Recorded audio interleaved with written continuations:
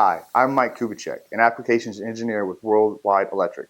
This is one of a series of videos to help you wire and configure our WDFC World Drive Flex Control Chassis VFD. In this video, we will show you how to wire a 0 to 10 volt signal to the input of the WDFC.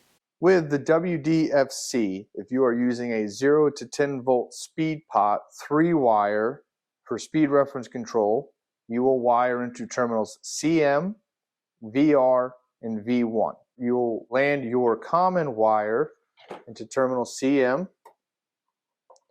You will land your 10 volt wire into terminal V1.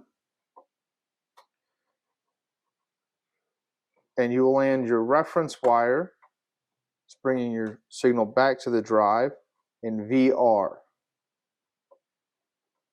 Once those are landed and secure, bring your wire to the wire channel, put your cover on, and you are good to go. Remember, this video is not a replacement for the product manual, and please follow all applicable safety procedures before commencing any work.